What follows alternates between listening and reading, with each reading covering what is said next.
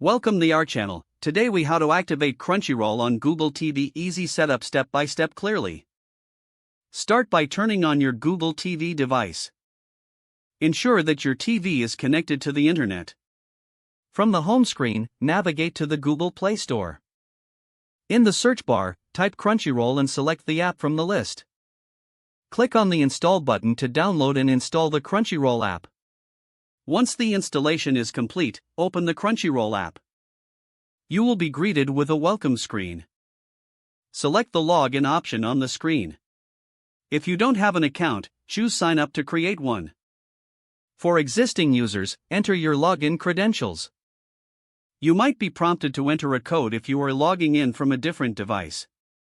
To obtain this code, you can visit the Crunchyroll website on a computer or mobile device. Once on the website, log in to your account. Look for the section that displays your activation code. Enter this code on your Google TV screen. After entering the code, your account will be activated on Google TV. The app will refresh, and you will have access to all Crunchyroll content. Explore your favorite anime shows and enjoy streaming.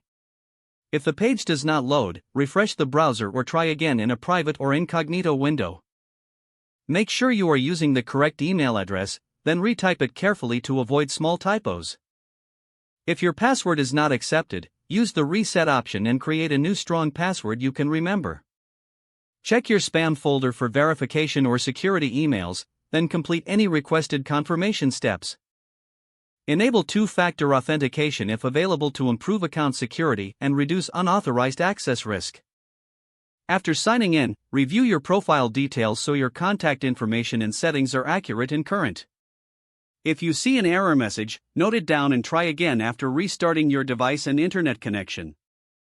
Log out when you finish, especially on shared devices, to keep your account and payment information secure.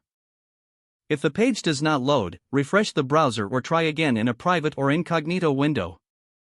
Make sure you are using the correct email address, then retype it carefully to avoid small typos. Don't forget to like this video and subscribe to our channel for more step-by-step tech guides.